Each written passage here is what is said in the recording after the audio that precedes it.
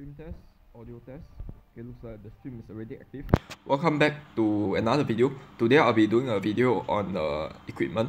So I'll be going through the general tips for equipment in a general way. Okay, I will not go through it for every specific to every hero because that'll be way too long. I want to keep this video under 30 minutes. So I'll explain the pros and cons of each equipment and also whether they are generally used in games. Okay, and under certain which condition will they be good. Okay, so I want to keep this video below 30 minutes, so let's get on to it. So before this starts, I want to clarify something. I'm uploading this as a stream, streaming this to YouTube instead of pre-recording the video because I want to save out storage space on my phone, and I believe that there aren't really much differences between the two. I'm not exactly too sure about that, but as of now, you can still view the stream as a video once some time has passed. So yeah, so if you can save some storage space on the phone, why not just upload it directly? You see, so if you hopefully you guys won't mind that. I mean, I will not have any editing to do since I'm uploading as a stream, so that means less work for me also. So hopefully you guys will be okay with that. Okay, now let's get on to the real stuff. Right. For this jungling section, this is the shortest of all, so I'll go through this first. Normally, I'll just go through the N tier items. Okay. Normally, very few people use Loki's Curse. Okay. Normally mage won't jungle. Alright. The only mages that you may consider jungling is Zeal, which haven't come out in the C server. Tulan, which again haven't come out the C server, and L'Oreal isn't even that good in jungling. So yeah, you typically won't find this anybody using Loki's Curse. The next one would be Leviathan. This is really good for heroes that are supposed to be built tanky. Assassins, junglers that are supposed to be built tanky. Common examples is Butterfly, Batman, and Zephys. Alright. These heroes rely more on their skills and their tankiness in teamfights. So they are actually built as a tank, but in early game, they are built like an assassin. So you can have because you know in early game, right, the scaling for the skills is more important than your item. The base damage increase for leveling up a skill is significant enough such that you don't really need to get attack damage from an item to improve the damage output. So like if you are fighting a level 2 with a level 4, okay, all your skills are already like level 2, and you have an ultimate, your the percentage damage based on your base damage is much higher than like if in late game where you have an item but the opponent enemy also have armor to counter it. In early game, everybody doesn't have any armor or anything of that sort, and their HP is low, so the base damage contributed by your skill will be significantly higher. So most assassins like Batman, Butterfly, and Zephys rely on that in early game, and late game they transit to a tank build. Okay, so something like Leviathan is perfect for them because this gives them more ability to be tanky in game, tanky in a team fight. And since they don't really use Soul Reaver, it doesn't really apply to them the 35% attack speed, since they are more relying on skill. Also, the 10% lifesteal usually is not that great on assassins, okay, in early game. So not really applicable to people like Butterfly, Zephys, and Batman also. Batman, all of these three assassins, they have a way to recover their HP already. Butterfly is for killing people, Zephys is his second skill, and Batman is his second skill. So since they already have an avenue for increasing HP, recovering HP, the 10% lifesteal is like quite redundant. The only good thing is the 10% cooldown speed, but if you are just getting this solely for 10% cooldown speed, it's not really worth it. So for these three assassins in particular, I will recommend this. Okay, let's see if I miss out any assassins. Alright, Aerie is not really an assassin. You shouldn't play her as an assassin jungler. She should be played as a warrior. Let's see. You can. I think it should be good and Crickneck also. So it's Batman, Crickneck, Butterfly, and Zephyrs. Crickneck. The thing about Crickneck is that he has his ultimate, which gives him high mobility. So, he's not the kind that likes to stay in fights. He's the kind that likes to use his ultimate on an enemy, okay, get some damage on them. Your ultimate will be on cooldown, right? His ultimate also have a pretty short cooldown, like of like 10 seconds or something. So every time he casts his ultimate, he casts it very shortly after. What he does usually is he jumps in, okay, he quickly goes out before the enemy has the time to get a lot of hits on him. Then after like 10 seconds, he uses his ultimate and dive back in again and finish off the enemy. So he doesn't stay in fight so long. He doesn't tend to absorb a lot of damage. So what he should be focusing on is damage, pure damage.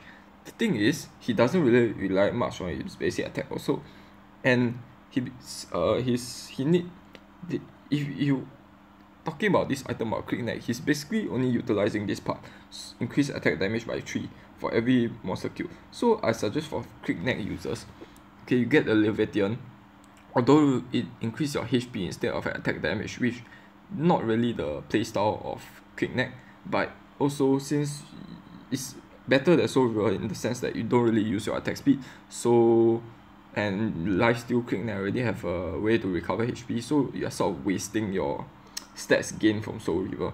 Soul Reaver is good for heroes that are relying on attack speed. What do I mean by that? Okay, let's go to assassins. Heroes that are relying on attack speed. Actually, most of the assassins are not relying on attack speed. So for all of these assassins, I will recommend the Leviathan. Actually, you know what? Necroth. I'm not such a I don't use a lot of Necroth. But I think that Necroth should be pretty reliant on his attack speed also, because every 4 normal attack you get a knockup effect. So Necroth user do get the attack speed item, Soul Reaver. Alright, other than that, people that you can be using is maybe Lü Bu. Normally you won't see a lot either Lü Bu or Kilroth. Normally you won't see people using Lü Bu and Kilroth to jungle, but if in situations where your like teammates, it doesn't really make sense for your team count doesn't make sense, and you find that you are the only jungler, even when you are using Lü Bu or Kilroth, that is when you should use Soul Reaver over Leviathan, because both of these heroes rely very heavily on their attack speed. And this Soul Reaver actually gives the highest attack speed of all the items, 35% as compared to 30% in the other items, and also 10% lifesteal, 10% cooldown shot, really great stats. So this build in general is good for Lü Bu and Kilroth only. And also some of the marksmen, if you are using a marksman jungling marksman, you can use this item or Slims or Fennec. Okay, Violet is mainly for burst damage, so even if you are jungling with her, I suggest just getting the second tier item. Okay, so this item just gives you 15 stacks, equivalent to 45 attack damage. Then after you get all of that, you sell this item. You get after getting max stacks, you sell this item. You don't go on to buy Soul Reaver, because the attack speed doesn't really make sense on Violet specifically, because she relies very heavily on her first skill and her burst ability, so attack speed is not really her style. So what I recommend you get tier 2 for Violet. Okay, so in summary, for all the assassins, all the assassins beside Necroth, you get Leviathan. For Necroth, Lü Bu, Kilroth, and Fennec and Slims, you get Soul Reaver if you want to jungle. Okay, so that'll be it. On to the next one, Boots of Speed. This is it gives you 30 movement speed. This gives you 60 movement speed. So right off the bat, you can see that the scaling is not linear. Okay, what this means by that is that 30 movement speed gives you cost 250 gold, and 60 movement speed costs you 700 gold. So I would recommend buying Boots of Speed.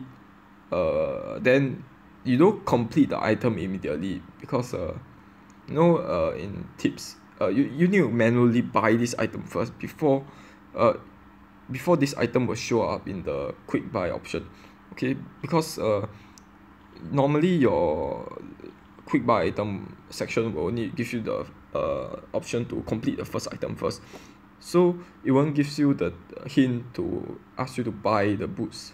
So you need to manually go buy the boots of speed if you want this item first. I find that a lot of roaming players tend to buy the boots of speed first over their big first item. Okay, so this helps them in roaming. Okay, boots of speed gives you a pretty good amount of base movement speed.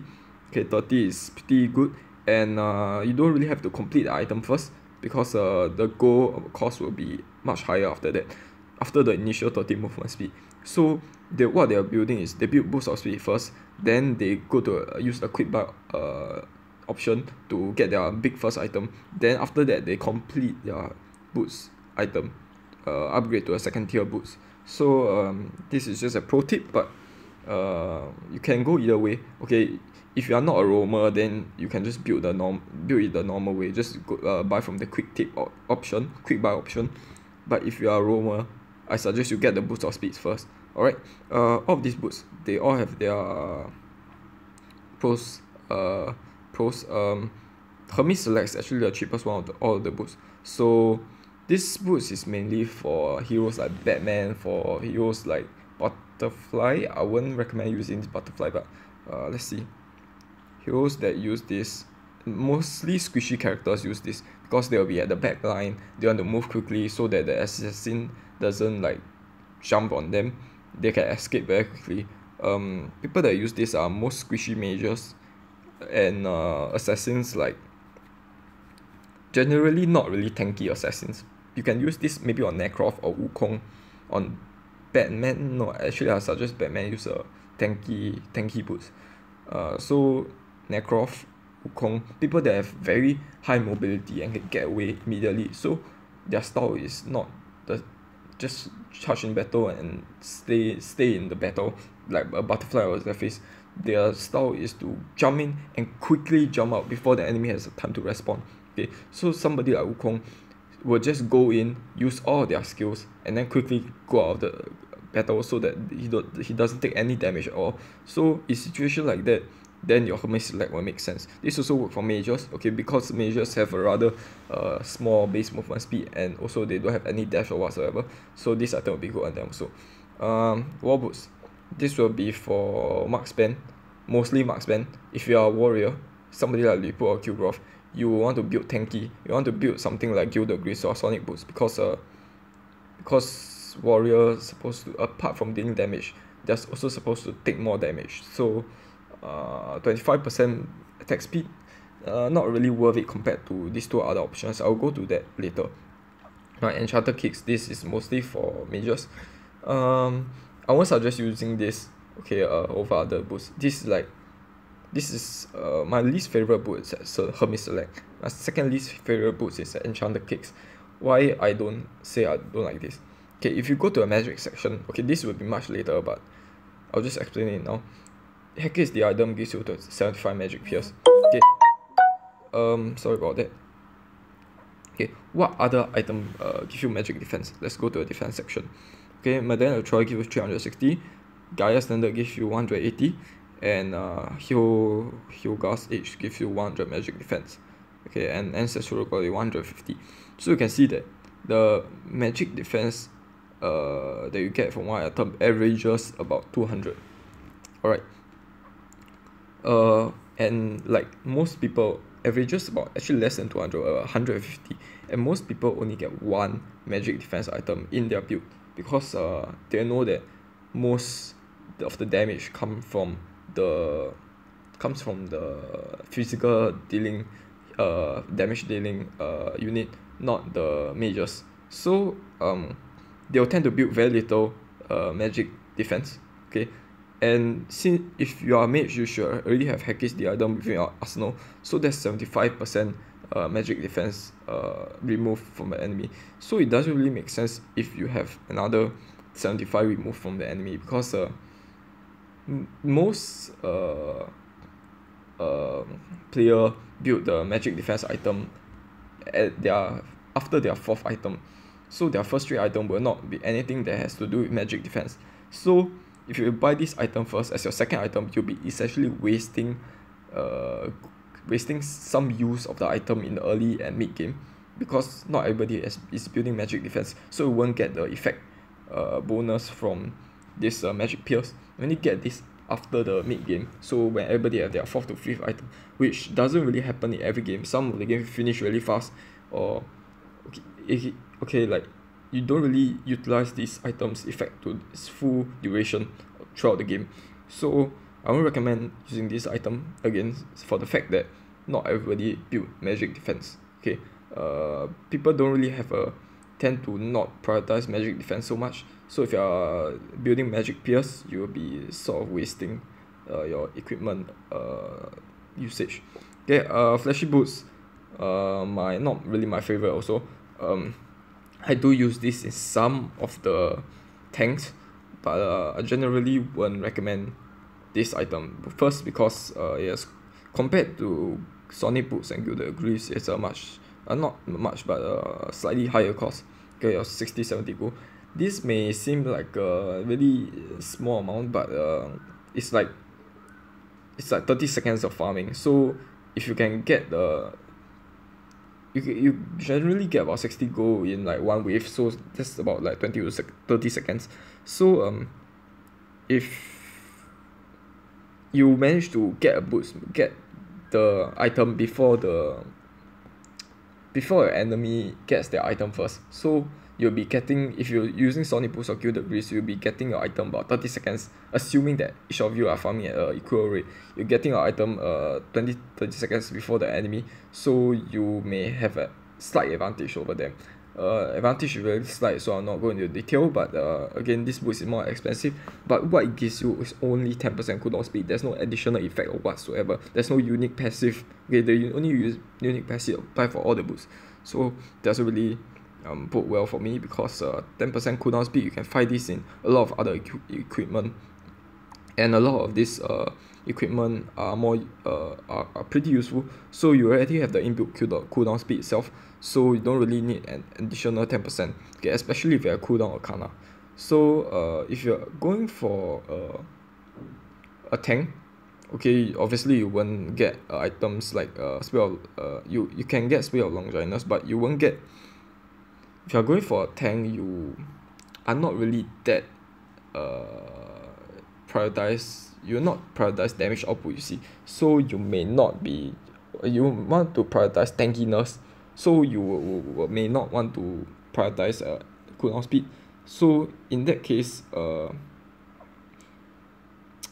it's really hard to explain this, but I would say in general that general 10% cooldown speed you can already get from somewhere else in your build.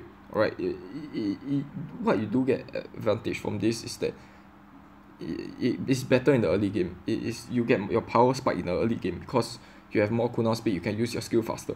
But in late game, when you have all your item that contributes to you having more cooldown speed, this item will be more a waste in late game as compared to these first two boots. Okay, so we won't recommend getting that. These first two boots are the most popular boots in any game. Okay, a lot of people use this. Sonic boots is if you use this if the enemy has someone that has a marksman, or has a enemy unit like Kuroth or Lipu that relies very heavily on their normal attack. This has another unique passive that reduces the normal attack taken, so damage taken. So this if you want to counter someone like Phoenix, Limbs, Lipu, Kuroth, yeah, get this item. But if the enemy has a burst like damage unit, and people that rely very heavily on their skills rather than their auto attacks, then you should maybe be considering something other than this item. Because if you're talking about somebody like Violet, right,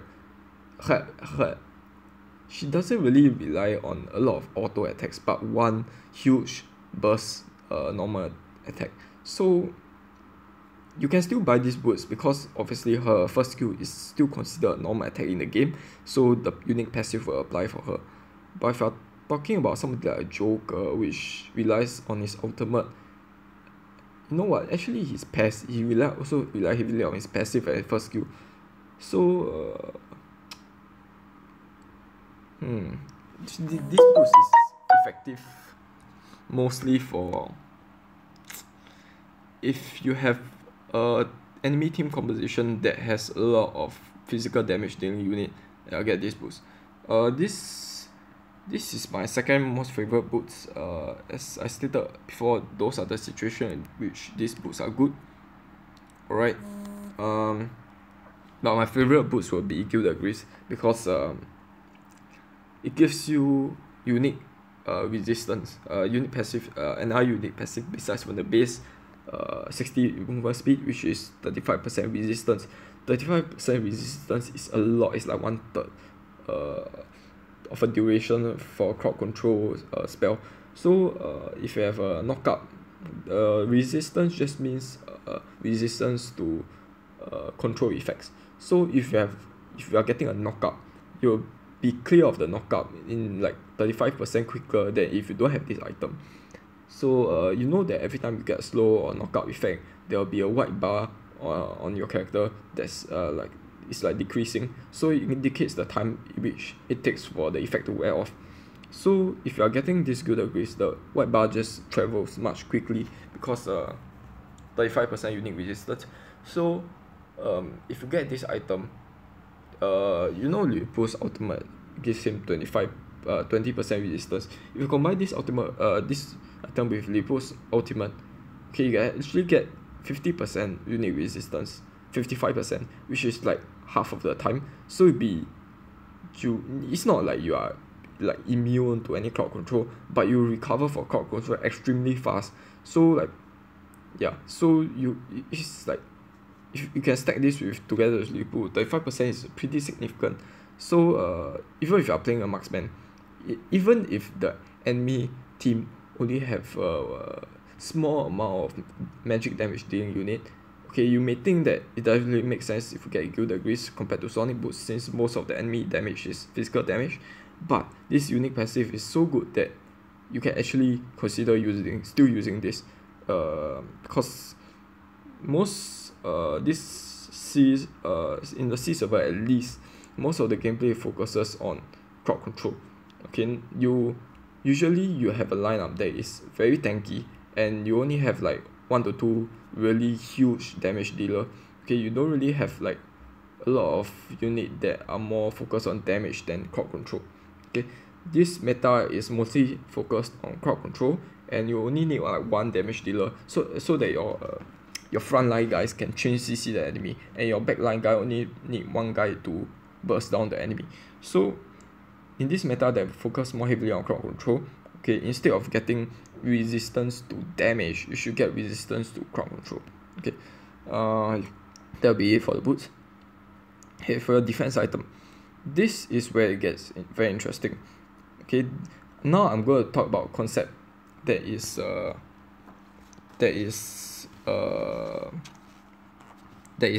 defense items.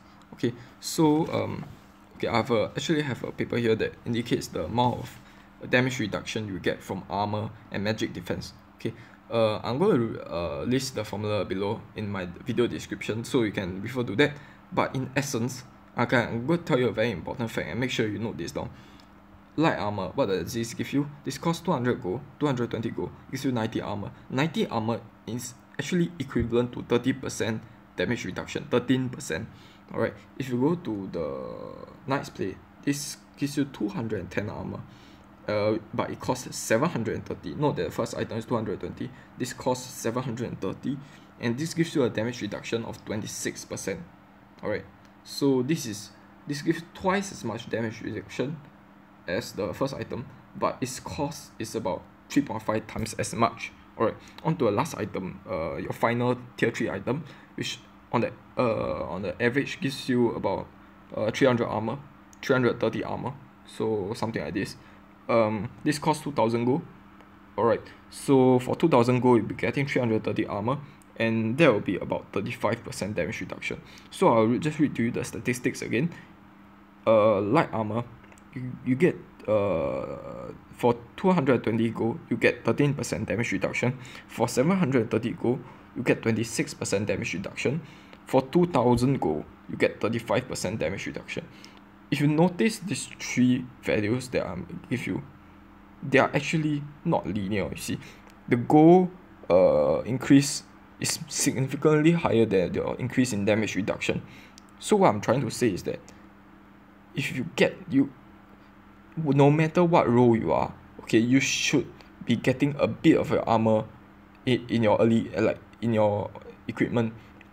You should include at least 210 armor in your build. Okay, no matter what, if you're marksman, if you're mage, you need at least 210 armor. 210 armor gives you 26%. Okay, and it only costs you 730 gold, which is really not a lot. Alright, this one item, Knight's Plate, actually already give you that. Yeah, so the scaling is not really linear. Again, if you buy a final tier item, that is not really worth it. This is a really advanced tip, so you should take note of this if you are in diamond rank or plat rank. Even if you are a marksman, you should be getting light armor as your first item. I do not care what your equipment, what your build is. Your other equipment can be anything. For example, for Violet, alright, my build. Okay, this is my build. Ignore the Mantle of Ra. So, okay, and I also use Sonic Boots. Actually, I use more Gilded Grease, but first item will be Omni Arms. It's not really a defense item, you see. But my first always, it won't appear your quick tip obviously because it's not in your build. But I always buy the armor first. Right, it costs 220. You may think that this is a waste, but it gives you 13% damage reduction, which is huge. Okay, for 220 gold, I'll take that any day. Okay, the scaling actually becomes worse as you increase your armor amount. So I won't suggest you upgrading the light armor to your Knight's Plate. Okay, let's say your build doesn't. My build have a armor item in it, so I can get this light armor item. Then use the quick buy option to buy these first two big items, my boots. Then I finish off the Mantle of Ra using the light armor. But if you don't have any armor item in your build at all, I still suggest that you get the light armor, manually buy the light armor at the start, because 230 gold for 30% damage reduction is too good of a deal to let off.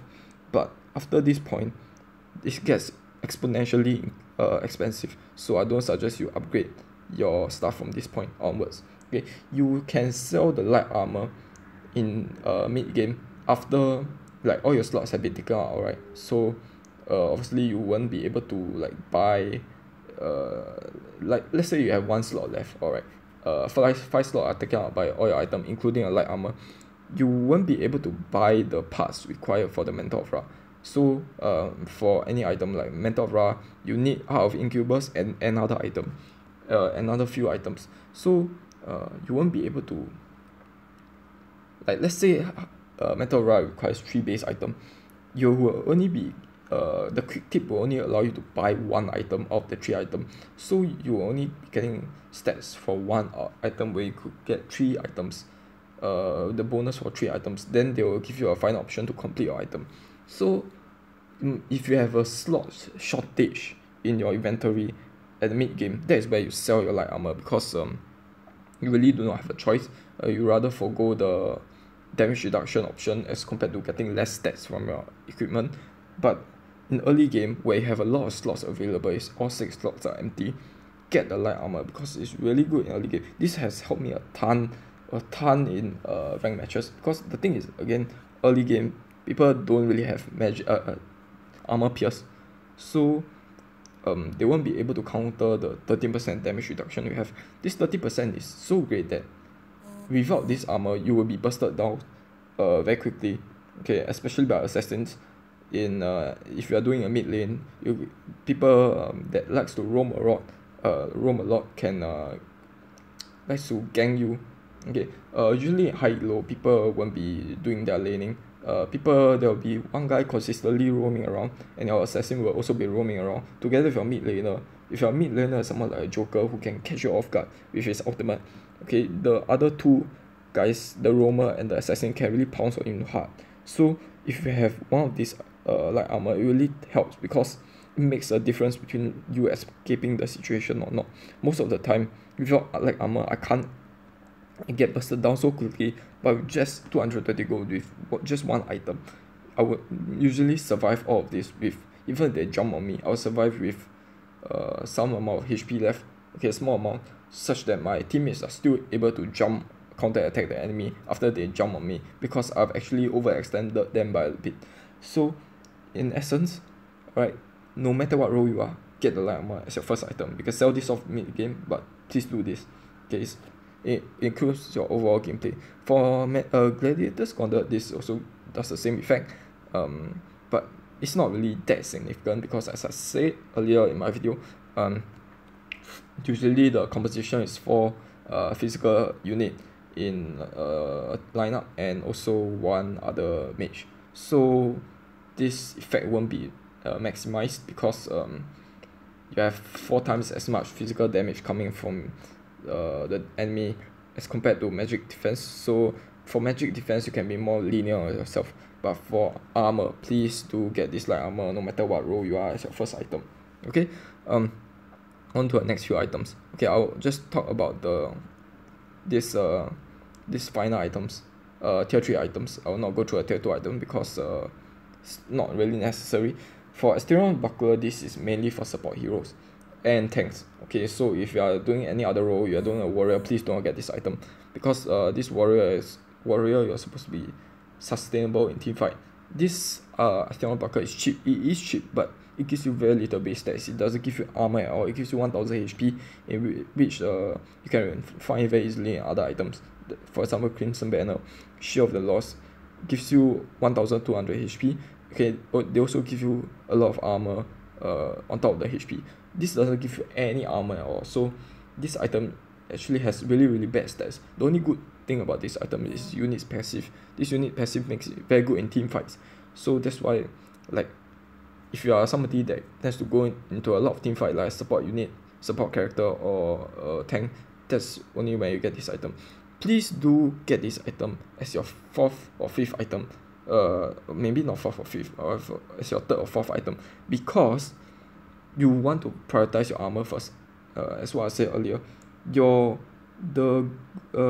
your amount of armor go up, your goal requirement to increase your additional unit of armor. As your amount of armor goes up, the damage reduction doesn't scale linearly with gold. It gets increasingly more expensive.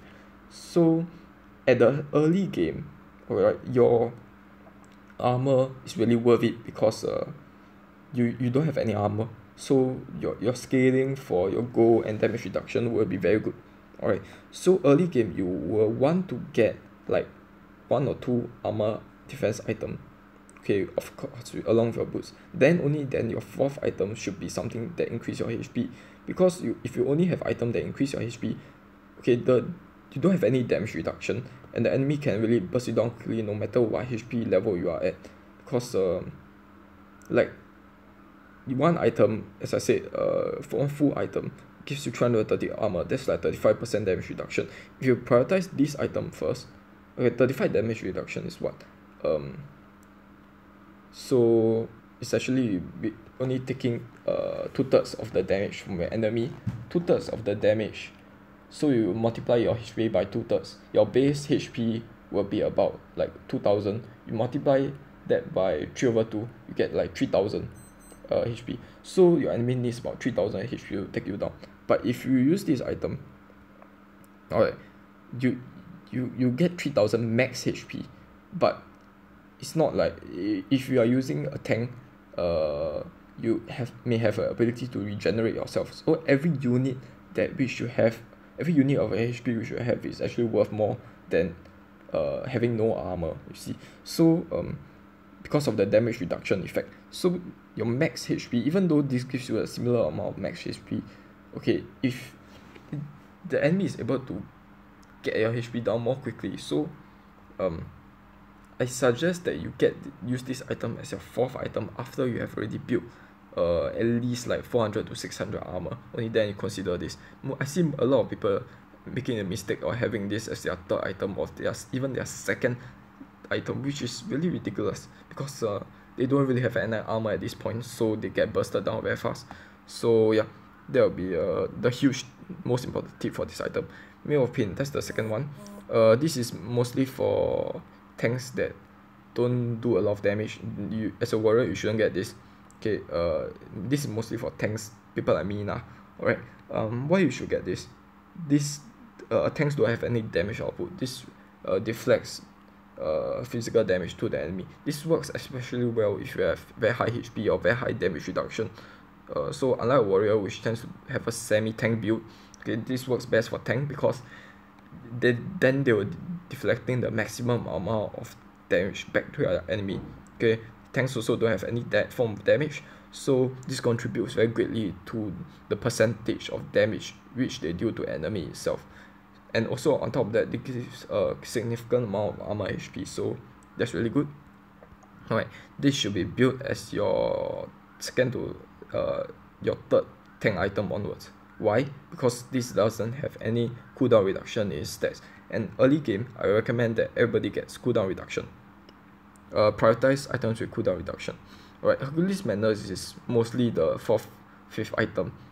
Alright, you shouldn't really get this as your third item. Only your 4th or 5th item onwards.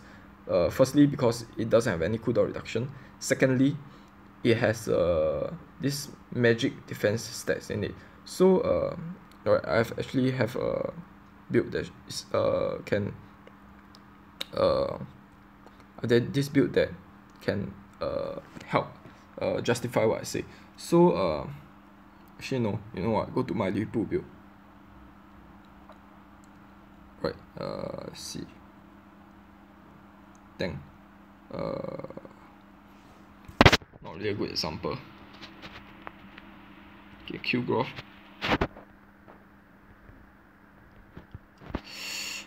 Shoot.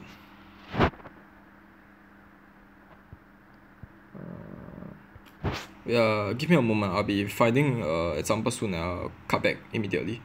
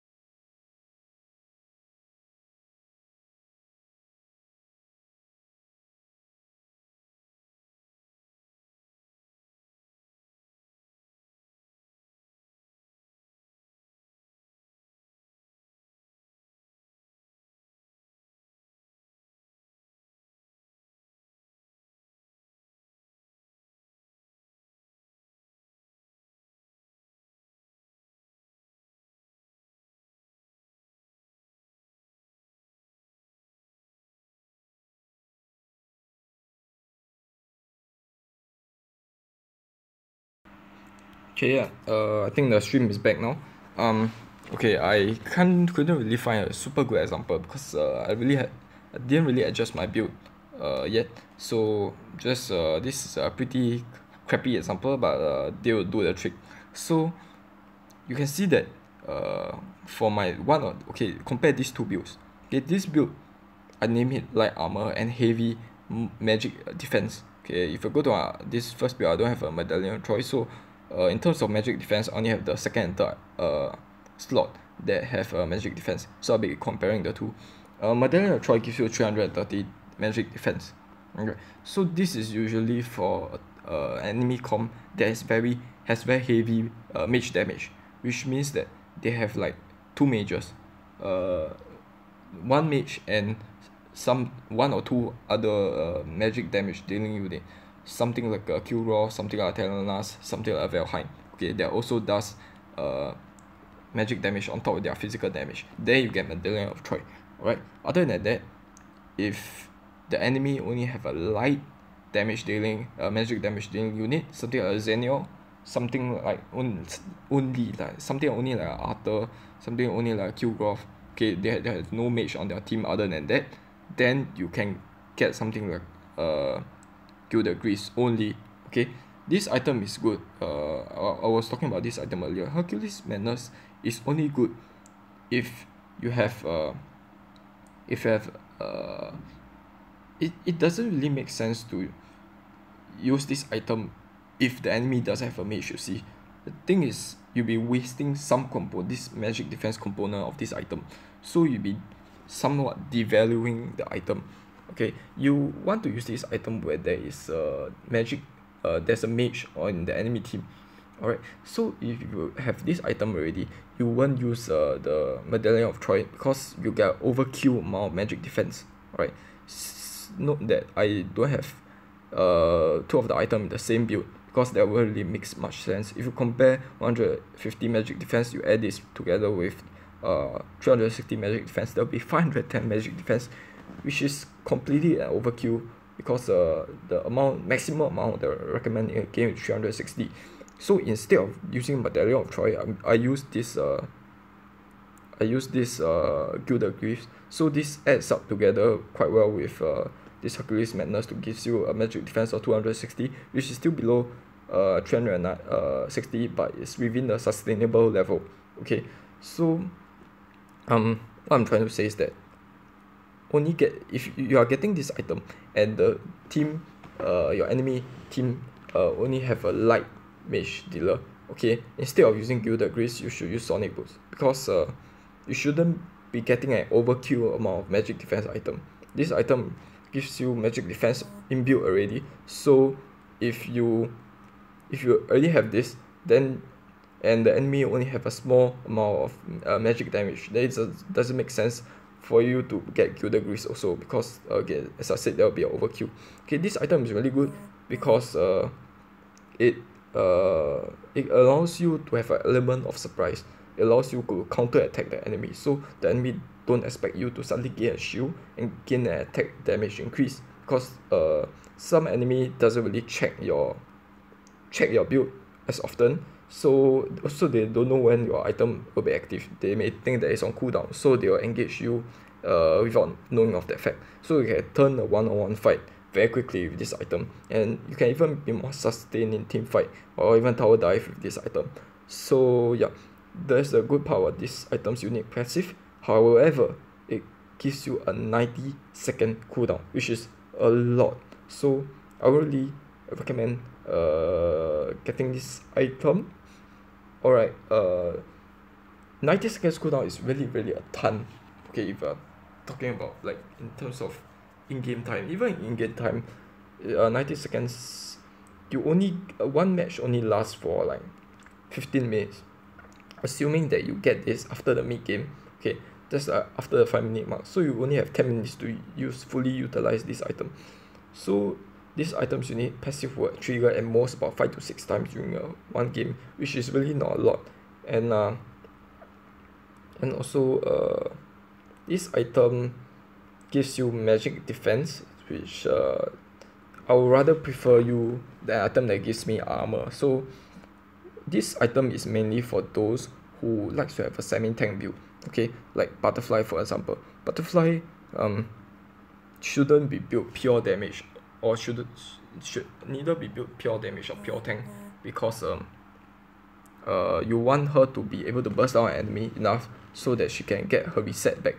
Alright, but you also don't want her to be super squishy where she gets into a fight, she gets crowd control and she just like get busted down immediately. So if you want to have a combination of both attack and tankiness, okay, then get Hercules Madness. And this also gives her a shield, in the sense that usually when Butterfly gets into a team fight don't really break out that often. Maybe about like 60 seconds cooldown between each team fights. Okay, you don't really have like team fight going out throughout the game. 60 seconds. Usually if Butterfly gets into a team fight, Okay, as soon as she gets a shield, okay, like say you are butterfly, you get the team fight, you are almost dead, the enemy is also almost dead, you get a shield suddenly and you manage to burst down some of the enemy, you can gain a lot of your health back and you can have your skill reset for another attack.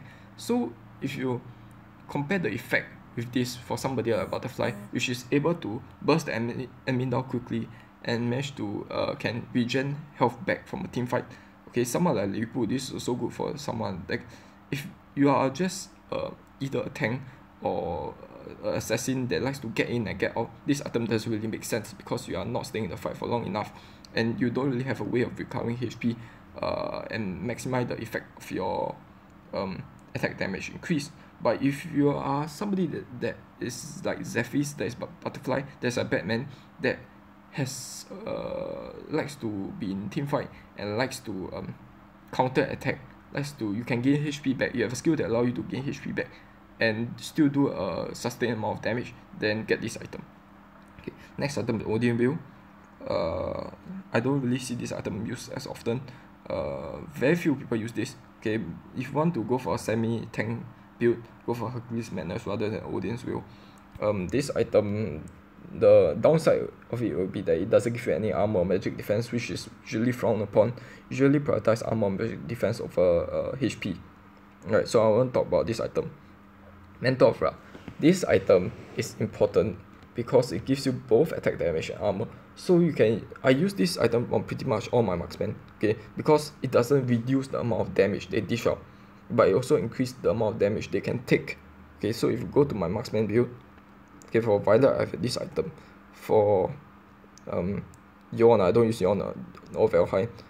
For defending, I also have this item. Okay, this item is good because assassins like to jump on you. So if you have 0 armor, as I mentioned in my earlier part of the video, if you have 0 armor, they can burst you down immediately.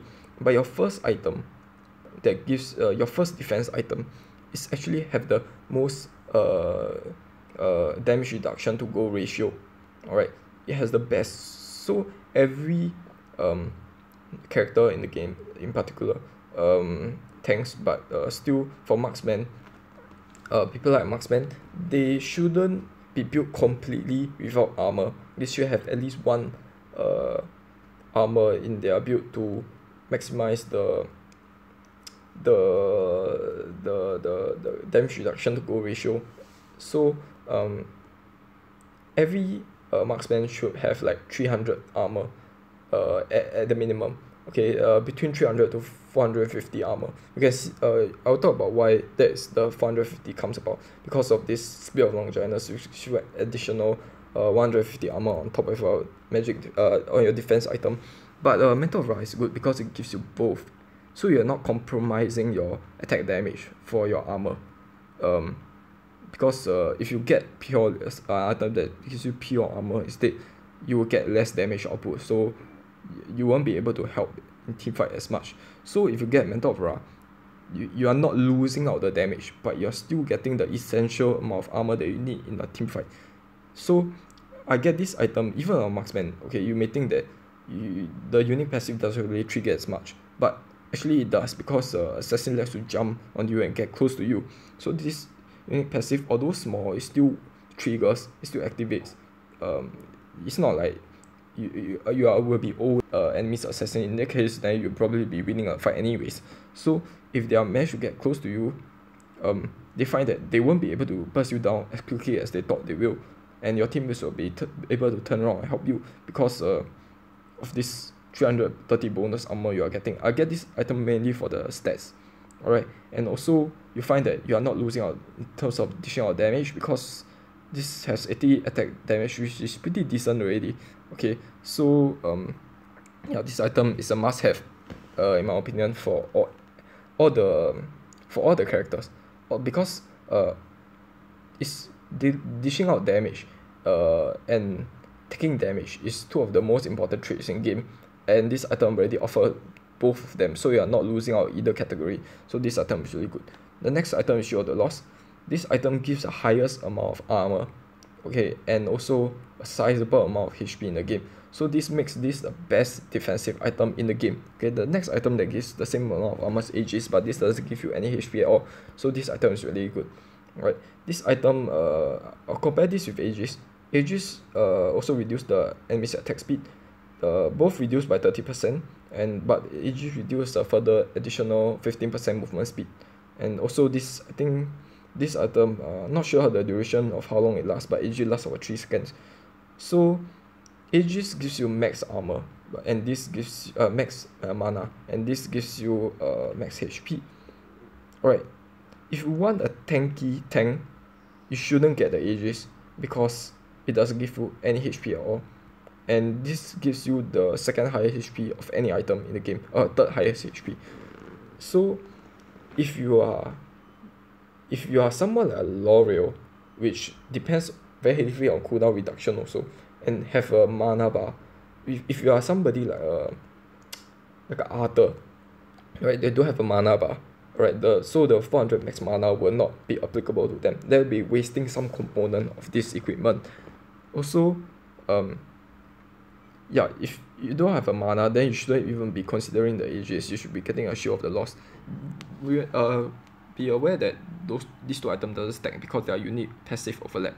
So yeah, if you are somebody that have mana, alright, and even if you have mana, you want to build more tanky, then this item is good for people that have mages that build semi-tank. So somebody like a Chang'e or somebody like L'Oreal, this item will be good for them.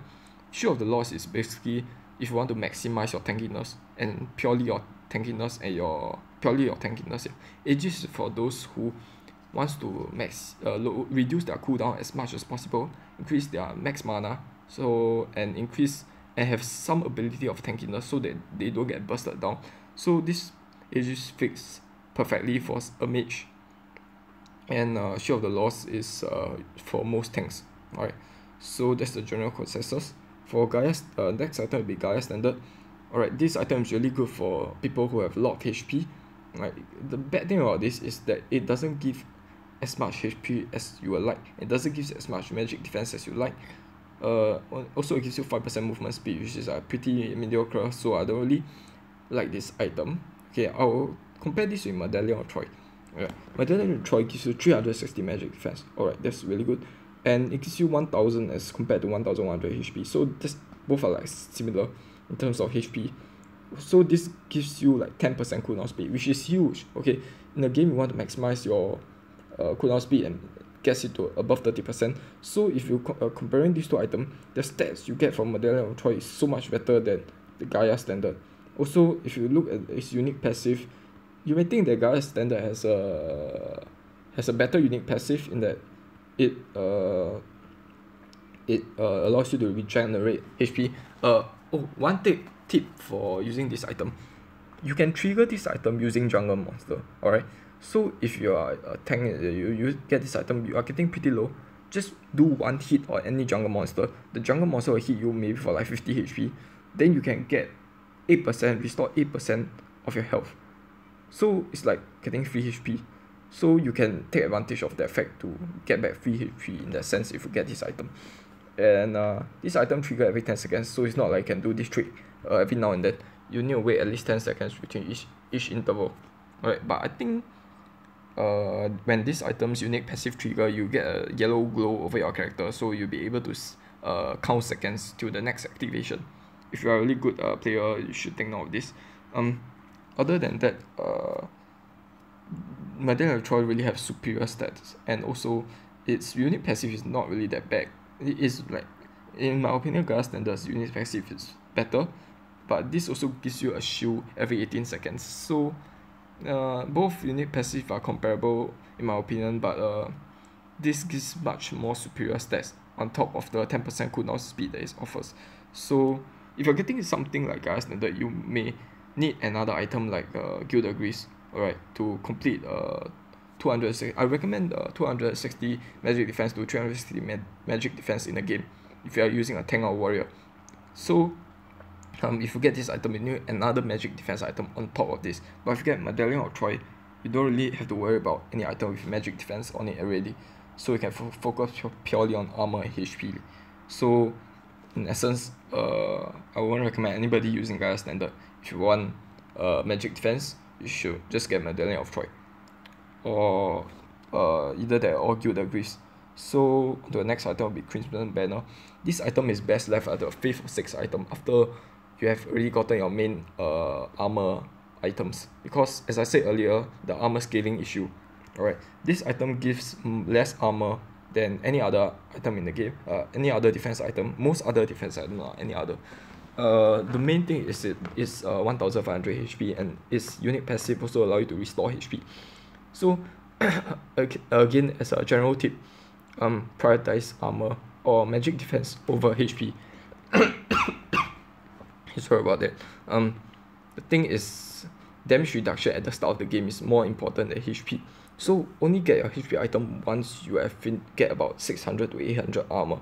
Alright, this item doesn't really give you a lot of armor. This gives you a lot of HP instead. So this should be left as your 5th or 6th item. Alright. Yeah. It doesn't make sense if you have a lot of HP but no damage reduction overall. Then you still can get bursted down rather quickly once you're crowd controlled. Alright. Hyuga's Age, the next item. This have a unique passive that increase the movement's wearer speed, wearer's movement speed, and also you have a debuff that reduces the target's movement speed. This item is really good on Kil'Goroth, because Kil'Goroth relies very heavily on his auto attacks, and he doesn't really have any slow down skills. Okay, so he can't really catch an enemy and like keep up with the enemy if the enemy tries to run away. So this skill is really good because it debuffs the enemy using auto attacks. Okay, what this item falls short of is stats. Alright, 1200 HP and only 100 of each category. So as I said earlier, I prefer armor over magic defense. So this item gives an equivalent. It's not really a fair comparison, but it gives you an equivalent of 150 armor. So if you convert the magic defense to armor using a 2-to-1 ratio, because usually you have a much more physical damage coming from an enemy compared to magic damage. So if you convert it to 2-to-1 ratio, it'll be just 150 armor. If you compare this something to like Shield of the Lost, it gives you 360 armor. Those are 210 more armor. It gives you the same amount of HP. So this item should be only used for its unique passive. If you are somebody that won't take advantage of normal attacks, won't take advantage of the slow in normal attacks, then it doesn't make sense for you to get this item. So this item is really good for people that have auto attacks but they have no way of crowd controlling their enemy. So somebody like Duipu, they do require, or Aerie, they do have the need to rely on their auto attacks, but they already have a skill to like stun their enemy. So they already have a crowd control skill. So this item is not really as pressing for them. But for Kil'Goroth, right, this item is really good because it gives you some amount of tankiness, but also it allows you to slow down the enemy and allows you to be continuously hitting the enemy and not allowing them to get away because of the speed debuff. So yeah. The next item, Ancestral Glory. This should be left as your last item because again, as I said earlier, it doesn't give you any armor stats. Right, it gives you a bit of maximum HP, but the stats is just horrible in my opinion. 1000 HP is really not much. If you compare this to Exterior Buckler, it's even worse than that. This item is only for its unique passive, which revives you. Alright, so again, as I said, since it doesn't have any armor stats, okay, and it only has a mediocre amount of HP stats, this should be less as your last item when you already have a sustainable amount of armor and magic defense, and then you'll be able to like get another item. You usually won't get another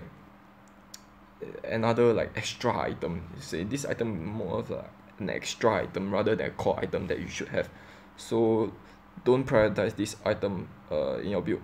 Right, if you are getting something like Asterios Buckler already, I don't suggest you stack these two together, because then you'll be getting very little cooldown reduction or armor. So yeah, these two items shouldn't stack. This item can be for someone like Joker, which once he die, he can it's not once he die, but he have skills that allow him to get away very quickly. So Joker have an immune skill, so when he die and he revives, he can immediately use the immune skill and get away before the enemy is able to, like, usually because when you, ancestral god activates, the enemy at higher elo will be aware of you having the item and you trying to revive, so they'll be just standing there on the spot waiting for you to come back to life. So if you are somebody like Joker, you have a way to get out of the situation immediately after dying, then that's where ancestral glory applies to you. If you are somebody like Thane also, ancestral glory is also good because once you have your first skill which allows you to dash a long distance. So once you come back to life, as soon as you come back to life, you use your first skill to get away. If you are somebody that doesn't have any mobility like a Yawn, okay, it doesn't really make sense for you to have ancestral glory. It makes more sense for someone like Violet or Fnatic, but for Yawn, which doesn't have any mobility skills, once you come back to life, you're just gonna get bursted down again. So it doesn't really make sense for you to have this item on this category of people who don't really have any mobility skills and rely more heavily on their burst damage and their crowd control. So yeah, that's it for the ancestral glory. Next item is Frostgate. This item is your tier 1 defense item. I will consider this item as your first or third item because defense item, because first or second, sorry, big item. Okay, I don't really consider boots as part of an item. When I'm talking about item, I'm talking about like big item like Soul Reaver and Spear of Longinus. So these two big ticket items, I consider this as one of the, you should get this as one of the first item because first it gives you cooldown speed, which is a huge plus. Alright, you should always focus your first 3 to 4 item, your first 3 items should be focused on item that gives you cooldown speed. Okay, your next few items should then be the ones that increase your damage or increase your armor. Okay, this increase your armor by a major amount. Okay, if you compare this to Shield of the Lost, Shield of the Lost gives more armor and HP, but this gives a 10% cooldown reduction speed, which makes me prioritize this over Shield of the Lost in early game. Alright, cooldown speed is really important. Obviously, in early game you have abilities that have very long cooldown, so you want to maximize them as much as possible. If you have lesser cooldown, you'll be able to gain like more healing. You'll be able to have more damage output and be more sustained in team fights. So cooldown reduction is like equivalent of, like, it's not really you can't really put a value of it in terms of armor or HP, but it gives you much more like damage capability and survivability capability. Let's say you have someone like a dash, you'll be able to use your dash more often and you get more mobility throughout the map. Okay, especially if you are assassin. So just get this item as your first or second item. Okay, now I'll go through a unique passive. So this skill is especially good for somebody like Aerie or Lipu, which allows them to use their skill multiple times before the skill gets on cooldown. So what this means is that, okay, when they press their skill once, okay, the skill is on cooldown, you see, but it's not really over, and you can use your skill a total of 3 times. After that, then you will get cooldown. So you can actually use your unique passive 3 times before the skills get reset. Okay, especially for somebody like Ripu. Actually, Aerie's second dash skill resets more quickly compared to Lipu's first skill.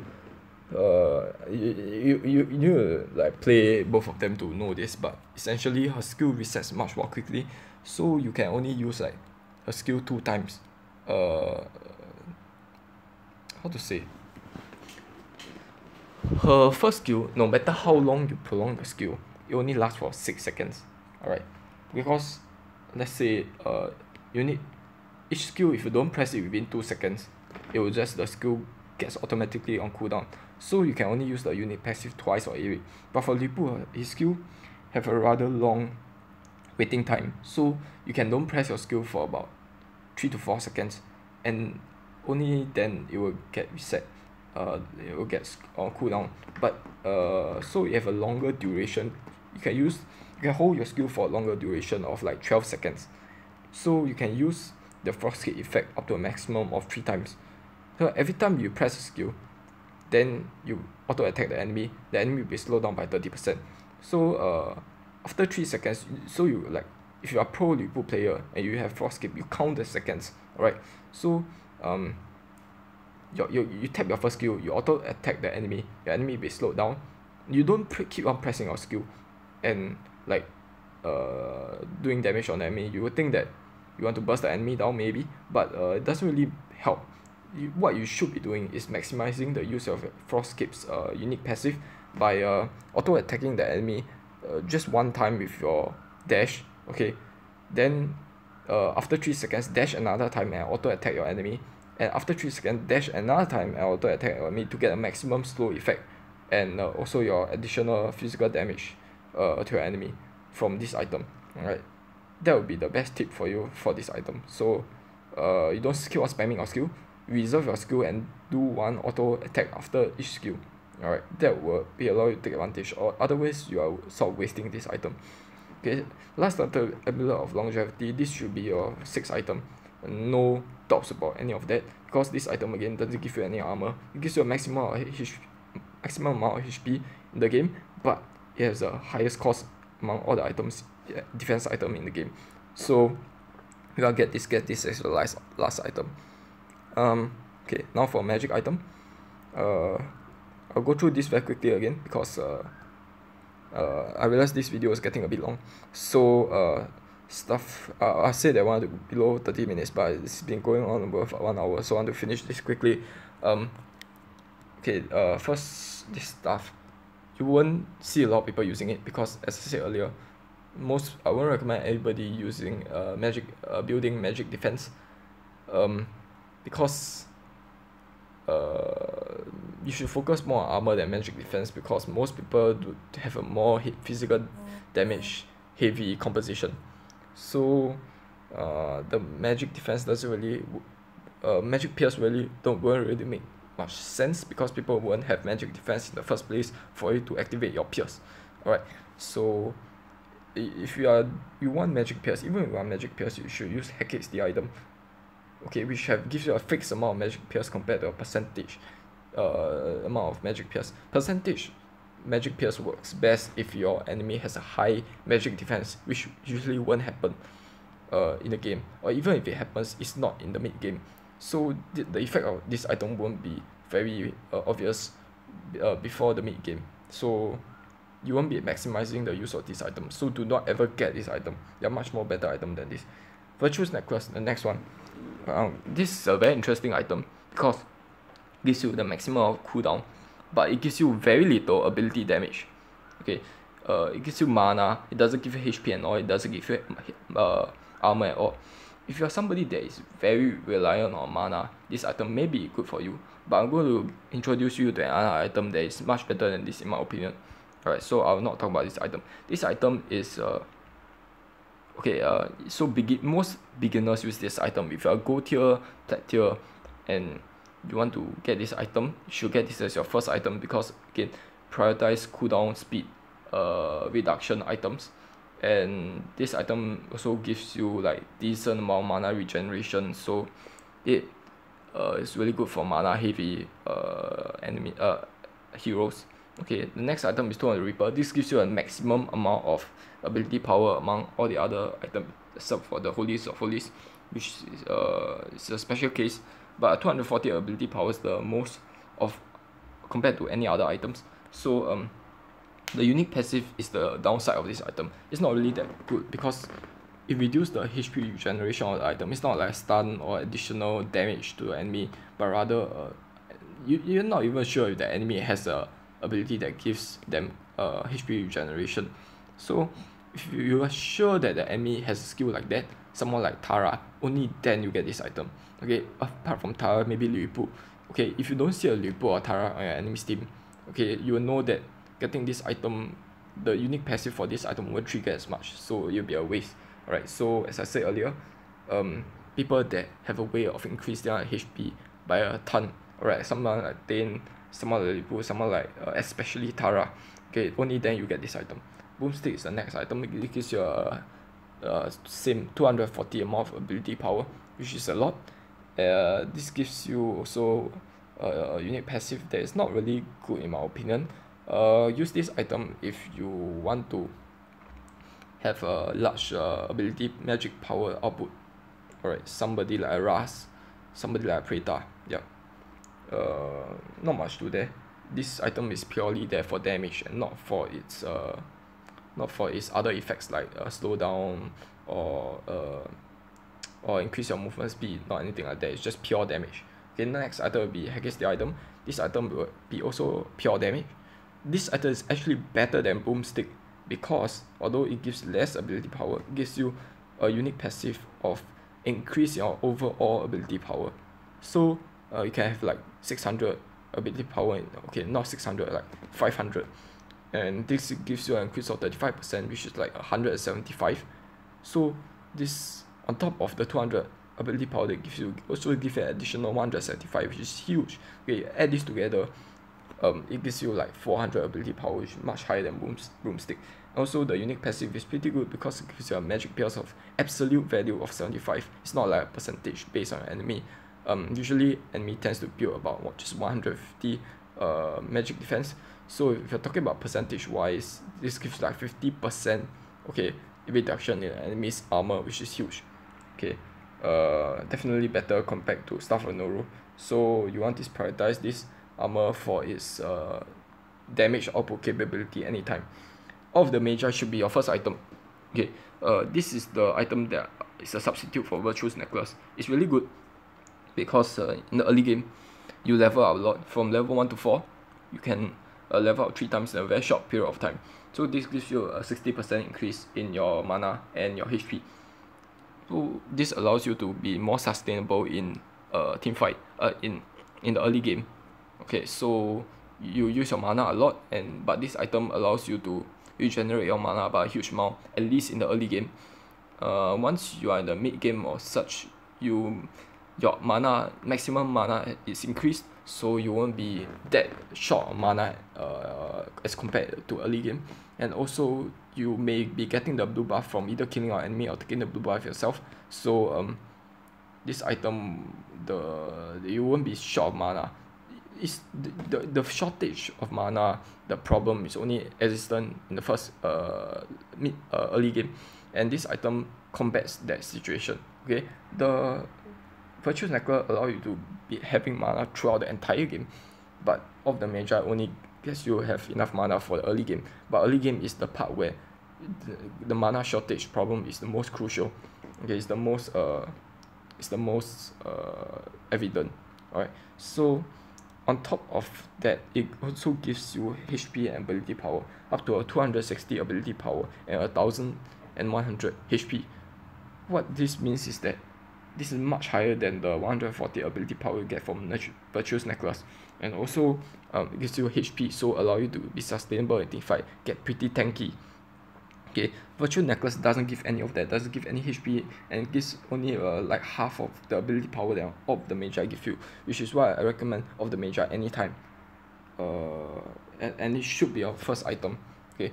Also note that this item actually it allows, if you are fighting a one-on-one the enemy and you are losing, okay, if you just manage to level up in the nick of time before both of you are low, you see, and maybe he's like one hit from killing you, if you manage to level up just before that, you can actually turn the tide around and have an element of surprise, because the enemy didn't expect you to be able to regenerate health so quickly, and you're able to like turn the situation around.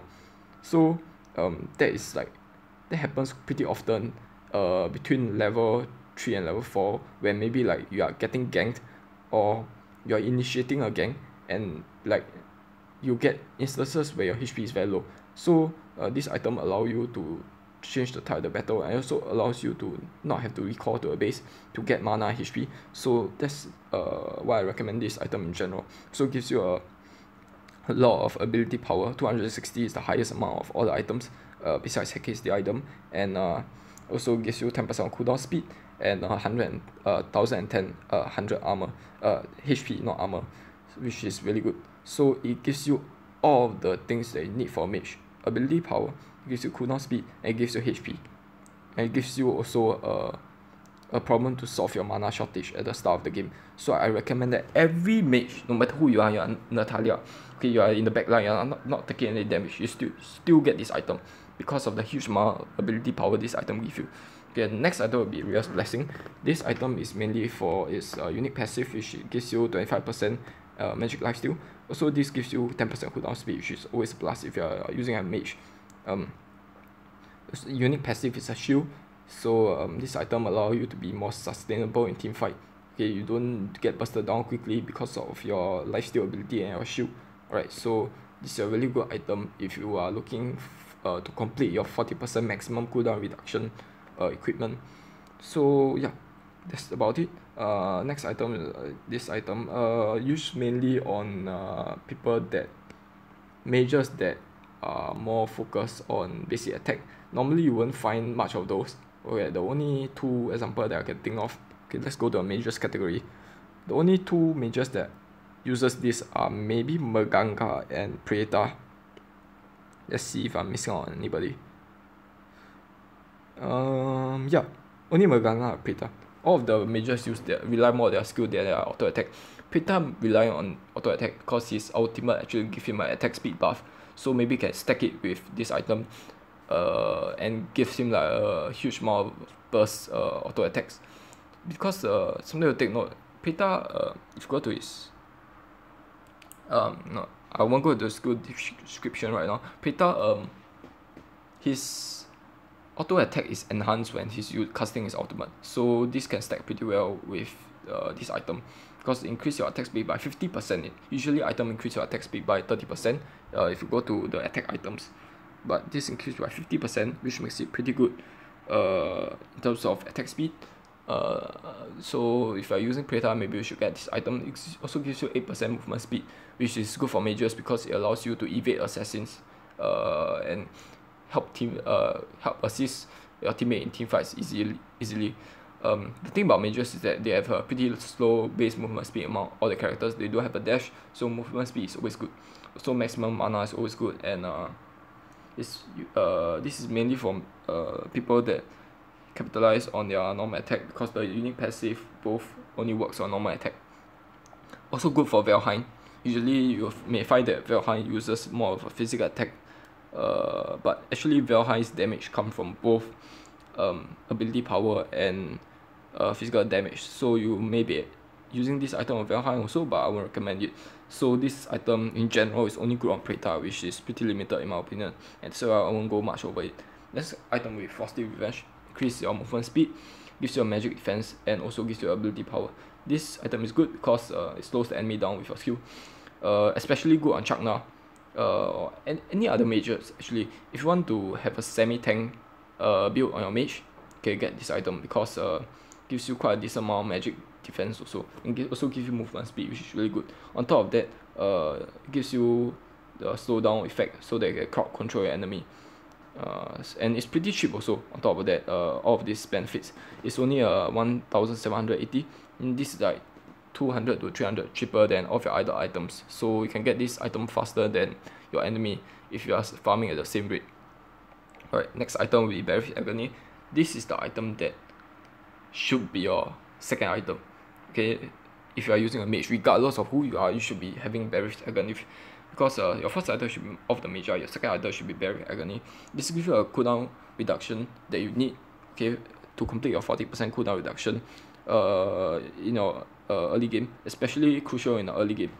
It gives you ability power, okay, and it also gives you armor, so you don't have to buy a armor item to get armor. Alright, this item already gives you armor. On top of that, it doesn't you don't have to compromise on your ability power. So this item gives you both tankiness and the magic power that you need to dish out damage. And also the unique passive also increase the amount of damage due to tanks.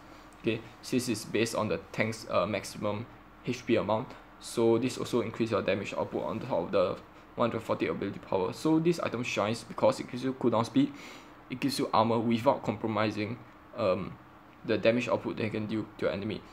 This note that this unique passive also works best when the game drags on. So at the end of the game, that tank may have like 10,000 HP. 4% of target current HP is like 400 magic damage, which is really good. Okay, so yeah, this item should get as a second item. Next item will be Apocalypse. Okay, so this item is mainly for Preta, and very few mages actually use it. I can only think of Preta that can take advantage of this. It's like Frostcape in the sense that every normal attack which deals with after your ability gives you additional damage. There aren't really any mages that can chain normal attacks and ability really well. Okay, usually they just spam their skills, and once their skill on cooldown, they back away for a bit, and once their skill reset, then they go in to burst down the enemy again. So you won't really find, for this criteria to be met, for you to be able to use a normal attack directly after using a skill, your enemy first should be either be crowd control, or you should be moving pretty fast, and those two are really conditions that only Preta can achieve, right? If you are somebody like Vera, okay, imagine you use your stun first on the enemy, alright, after the stun, you are not running away, you are using your basic attack to maximize the effect of this Apocalypse. So if you use a basic attack, you are standing on the spot, right, and that allows you the enemy to like counter attack very quickly, because after the stun, Vera's attack speed is slow, so and she also doesn't have any movement speed. So after using her stun, she should be getting away, but rather than getting away, she stops momentarily to do a normal attack on an enemy, and that gives the enemy enough time to jump on you and counter attack. So this item only makes sense for people who have ability to get away immediately after they use their normal attack on an enemy to maximize the effect from this item. So the mages that fit that category is only Preta, so I won't recommend any other people using this. Soaring Aura, this item not really good. I think if you are support, you can use this, since reduce the magic defense of enemies, but usually most people won't have a lot of magic defense already. So yeah, so this item is not really good in general. Okay, if you're a support character, maybe consider this item, but there are so many more items that are better than this item. If you're already getting a defense item like Estion's, if you are already getting support item like Estion Buckler or Ancestral Glory, then you shouldn't even be considering this item, because it gives you very few amount of ability power and HP also. It doesn't give you any magic defense at all. So yeah. And its unique passive is also like pretty. It doesn't work for every games. Unlike like something like Berry Agony, when the amount of damage you do to an enemy is like increased by your passive amount, in every game. You'll be certain that this works in every game, of course, because all the enemy have a HP amount. But this item doesn't really apply to all games, so you shouldn't really consider this item. So next item is Holy or Holies. This should only be built as your final item. Okay, I can't stress this enough. Cost the most in the whole game, which means that you only get this item really late, and this item doesn't really make sense if you get this over a second item, because once you get this item, your enemy may be already having like 2 items. So it's definitely not worth it to have fighting your enemy's 2 item against using your this 1 item, even though this 1 item has a pretty good effect.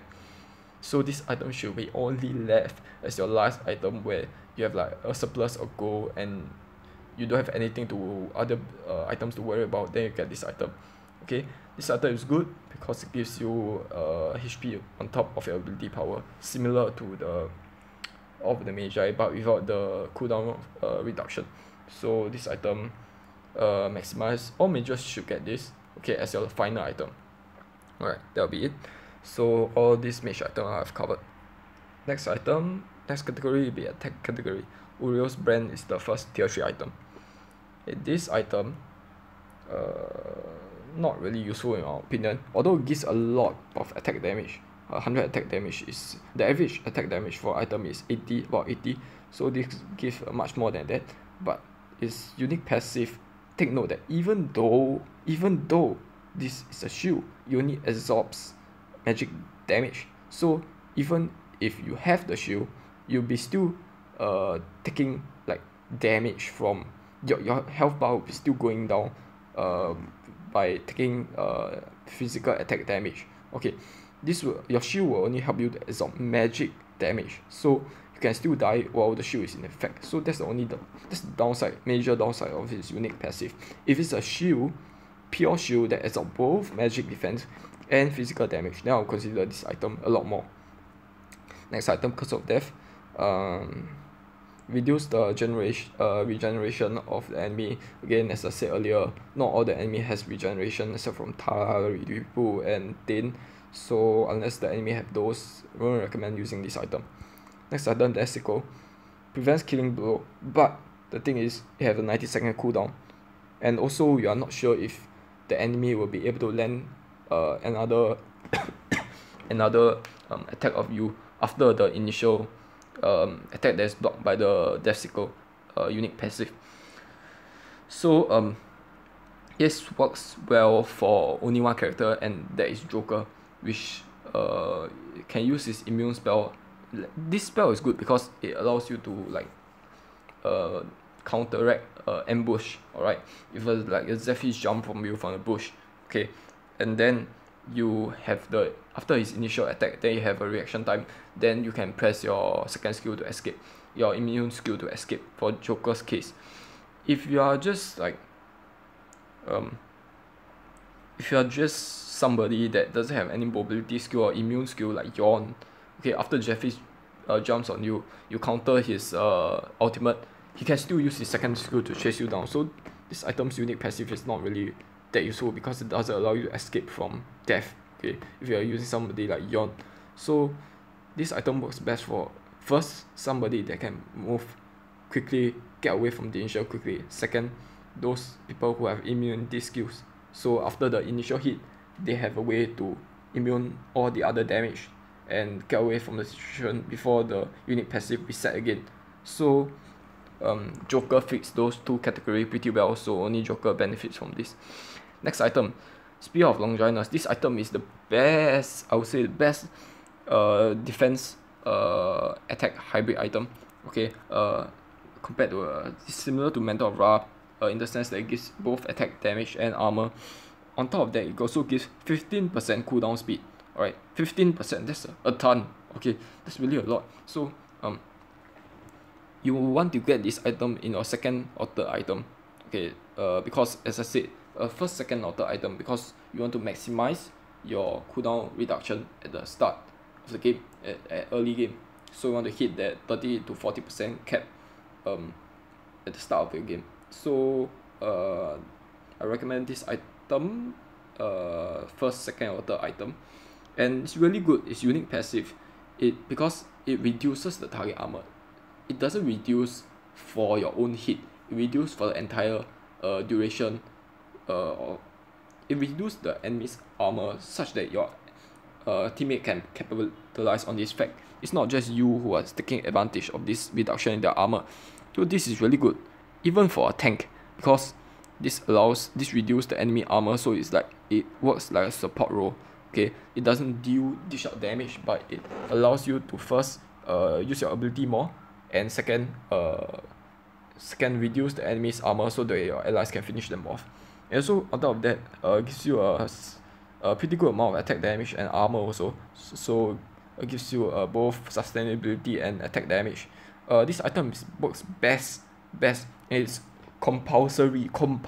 I mean, for somebody like for somebody that can deal multiple strikes within a short period of time, like Zephyr's. Zephyr's second skill allows him to deal like 5 strikes within like 2 seconds. So this, you can use the unique passive very well. Dane, even somebody like Dane. Dane's first skill actually does continuous damage over a short period of time.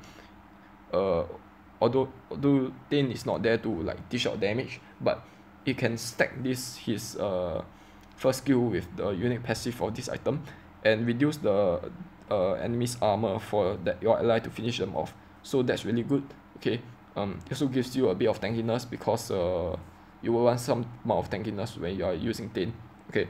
So other example which you can use this item, but if you are somebody that has very high attack speed, auto attack speed, you should use this item. Somebody like a Fennec, because it allows you to stack the unique passive of this item very efficiently.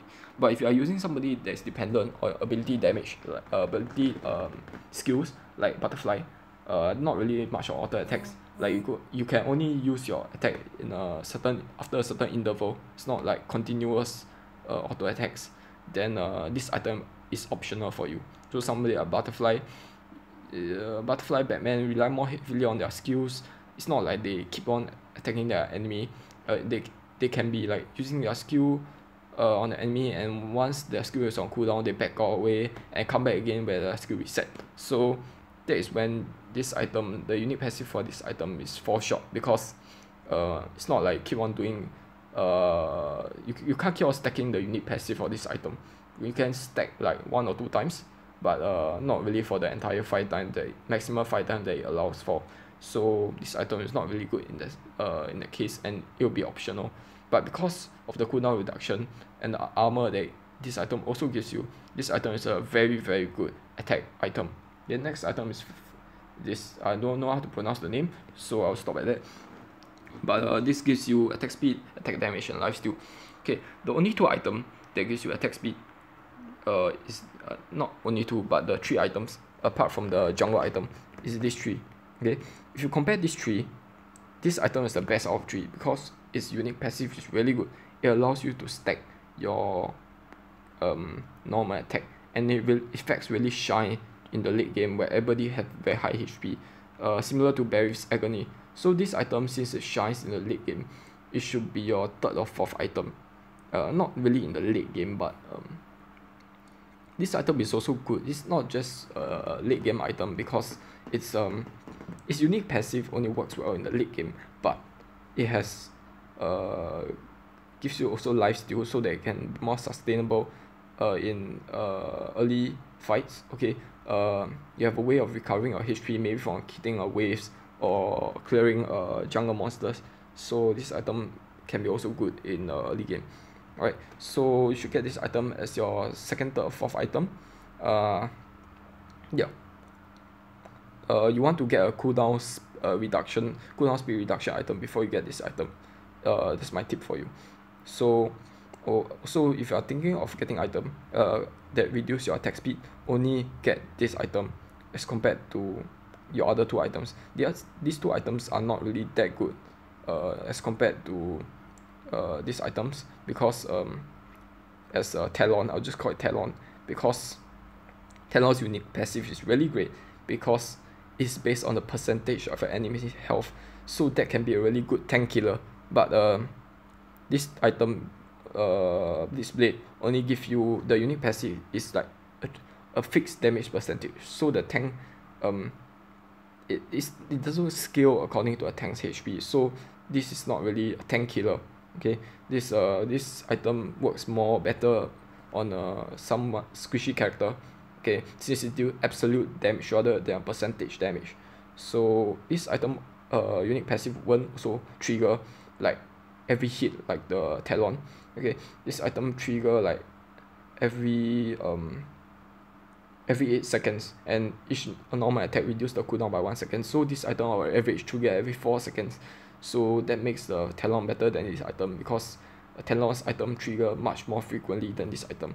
Devil Handshake is another one, but its unique passive isn't really that good. Increase your normal attack speed, stack your normal attack speed, but otherwise doesn't have any effect that allows you to stack your. It stacks on not attack speed, sure, but it doesn't have any other additional effect that allows you to maximize your damage, unlike Blitz Blade or unlike Talon. So this item is the least preferred item of all the 3 attack speed items, in my opinion. Gives you 20% critical chance, but it also does not give you a 60 attack damage like these 2 items. So I won't really prioritize this item over the other 2. Okay, the next items that I got, 6 thing, I missed out this item. This also gives you attack speed. This item gives you stats that is similar to Devil Handshake. Okay, it's essentially the same thing, but increase your critical damage by 50%. So if you are thinking about items with getting items with attack speed only get Fafnir's Talon and Sixting or Blitzblade. Sixting is it's not as good because yeah, the unique passive increase your damage, but this increase your crit damage. Notice that this crit damage, not overall damage. So it's only the component that is additional damage granted from a crit. So take note of that. It's not like a pure 50% increase, a damage increase, or else that would be ridiculous.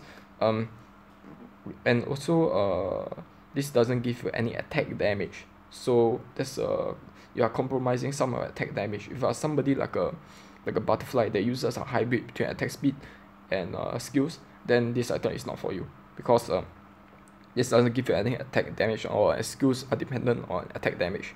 So yeah, if you are getting items with attack speed, I suggest you get 15 talents. That's the number 1. Blitzblade is number 2.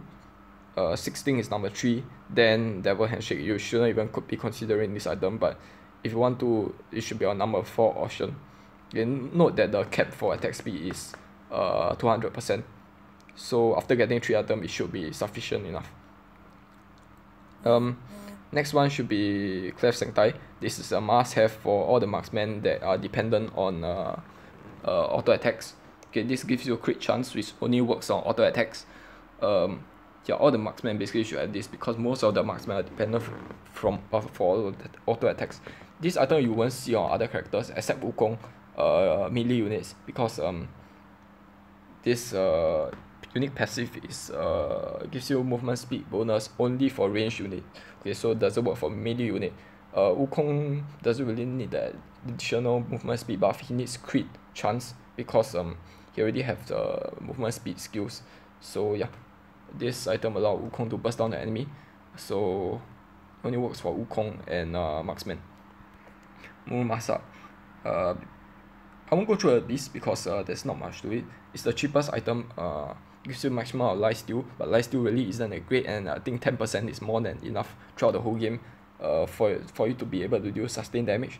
And attack damage is also pretty mediocre, because 100 attack damage, just 100 attack damage for like no unique passive at all, not really worth it. It's cheap, but in general you'll find very few people using this item, and you get blamed if you use this item a lot. So next item that I'll talk about is Muramasa. This item is basically your 5th to 6th item. In fact, you should get this as your 6th item. If you are not getting the revive, this ancestral glory, because this item is based off your enemy's armor. So if your enemy has a high armor, the effectiveness of this equipment can be maximized. If your enemy has like 100 armor, this only reduce 45 armor, in which case it's better if you get Longinus or Rank Breaker. Okay, Rank Breaker here. But this item works best if the more armor the enemy tank have, the better that this will be. And that scenario only happens in late game. So this item should only be built late game, because in late game, that's when this item is better than something like Rank Breaker. So Rank Breaker gives you cooldown speed and attack damage. So this item is already missing out on that aspect. So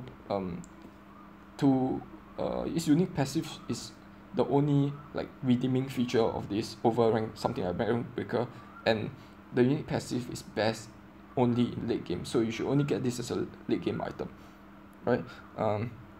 Also, if you already have a Rank Breaker and Longinus, you do not need to get this additional item, because there will be overkill in armor reduction. So something like Spear of Longinus and Rank Breaker at max level, they gives you a combination of about 500 armor pierce, which is more than enough. If you manage to stack your Spear of Longinus to a maximum amount, and you are already at level 15, this gives you 250 additional armor pierce. You get a total of 500 armor pierce, which is already sufficient for most tanks, and you won't need another Muramasa, another equipment to reduce the overall armor.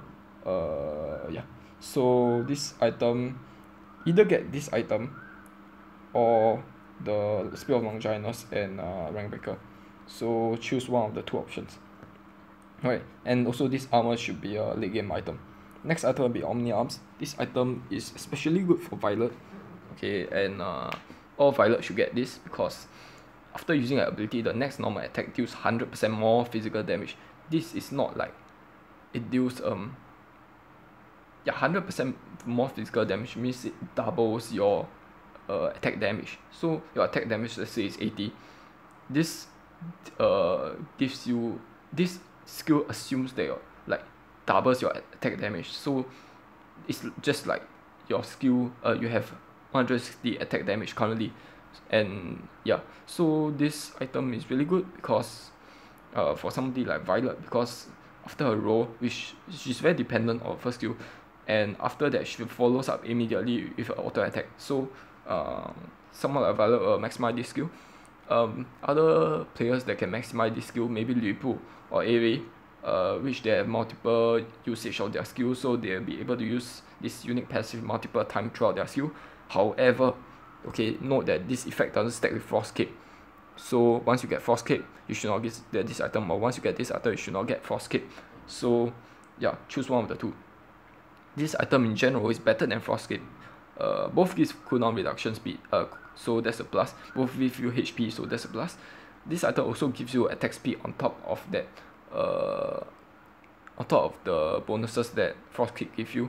15% attack speed. So if you are somebody like Violet that is dependent a bit on their attack speed, a bit of cooldown reduction, and the unique passive, then this item is really great. Yeah. So heroes that can use this item, mostly it's just Violet, Lu Bu, and Aerie. Can't really think of any other character. Personally, I don't think I have this equipment or any other tank. For tank, I definitely won't use this item because tank you will want a mixture of armor and cooldown reduction, and this item only offer you cooldown reduction. Attack damage not really that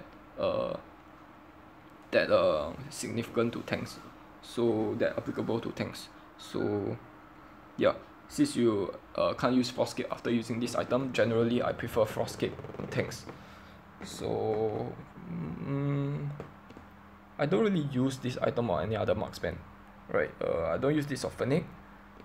Maybe Valheim, do I use this item? No, I do have a build here, but yeah, generally I don't use this item or any other guy besides Violet. Even in Warrior, like for Aerie and shucks, I don't have an Aerie build here. Go to my Lu Bu build. Even for Lu Bu, I use Frost Cape rather than Cliff Sanctai. So Frost Cape here. Since the both doesn't stack, I'll prefer Frost Cape over Cliff Sanctai because I want Lu Bu to be tanky in general. Okay, I want Warrior to be more tanky than dishing out damage. So yeah, generally only for Violet. Okay, the next item will be Sixting. Actually I go through that already, so I'll go to Fenrir's Tooth. Okay, I'll just call it Tooth since I can't pronounce the first word. This item should only be the last item because it's crazy expensive, and also actually, you know what, its unit passive is actually pretty good because increased damage dealt by 30%, that's like a significant amount. It also grants the huge amount of attack damage. It seems pretty good, but this should be left as a life item again because this is one of the most expensive item, and before you even get this item, if you are thinking of getting this item in the early game, before you even get, like, once you get this item, your enemy may already have two big items, so they may be getting something cheaper like Cliff Sanctai where it just costs 2000 gold, so they have additional half an item already. So the stats in which they get from having a 1.5 item is definitely will be more than the stats you get from this item. So maybe they'll be getting more cooldown reduction, maybe getting some health, getting some other passive that is that have more components aside from pure damage. This item is mainly focused on pure damage, so not really useful for somebody like a warrior. Okay, for warrior you want crowd control and damage reduction. For assassin, only then you want pure damage. For assassin marksman, only then you want pure damage. And this item crazy expensive, so last item should be only at the 6th item. Rank Breaker. This item increase your movement speed, okay, after exiting battle, so you need to not be in battles, and increase your armor pierce. Right, this item should be your 4th or 5th item, because it's a unique passive, is best in late game, like increased by your hero level times 10. So the higher your hero level is, the more this item's effect will shine. The thing is, this also gives you a cooldown speed, and it gives you a movement speed. So it can be really good at assassins in early game farming. So this item, I usually build it at my 4th to 5th item, but you can also make this an argument to be built as the 2nd or 3rd item. Yeah, because of the movement speed bonus. Usually in early game, you want an assassin to be roaming the map, so this will help you in that sense. So you can make a case for this for assassins like Butterfly, Batman, which they don't have any mobility skills, so they can take advantage of this movement speed bonus. Yeah, so that will be it for all the item. So I believe I went through all the item. Some of the most recommended item I have is Mantle of Ra, and also Spear of Longinus. If you go to my marksman build, I have this on like Fennec, because I want a certain amount of armor. I don't want to just get bursted down. If I build no armor, I get no damage reduction. Zephyrs die for me in the back line. The teammates don't even have time to save me, because once they take note that I've been attacked, alright, I'm already dead. So you need a certain amount of armor, and the sweet spot I would say for marksman is between 300 to 400, 300 to 500. Alright, anything above that is overkill. Okay, in master rank, sometimes, very rarely, okay, you want your marksman to be dishing out damage rather than taking damage. So anything above 600 is like stupid, sounds stupid. But I do have a build actually that have 600 armor, but usually in diamond or lower, you won't see anybody using a marksman, especially using 600 armor. Why I recommend 450 armor is purely because of these two. 480 armor because of these two items. Okay, if you want to get a boost, that will be like 590 armor, which is like close to overkill, but okay. But if you are a marksman, these two items does not compromise on your attack damage. Both still give you 80 attack damage. On top of that, it also gives you armor. So you are getting armor but not compromising on your attack damage. So that is the only reason why these two items should be considered a marksman, not a pure defense item like Shield of the Lost, because you'll be compromising on your attack damage. So all in all, that'll be it. Okay, my most recommended items, Spear of Longinus and this Mantle of Ra. Spear of Longinus for those who have continuous damage output, that can stack the unique passive. For armor pierce, something like Dane, something like Zephyrs, alright, something like Kilroth, something like Liu Bu, very high auto attack, or something like Zephyrs, very high skill attack interval. So yeah, very short attack interval. So that'll be it for my guide. I'll do a much more detailed guide for each of the individual character later on. So for now, that'll be it. So see you guys in the next video. Bye guys.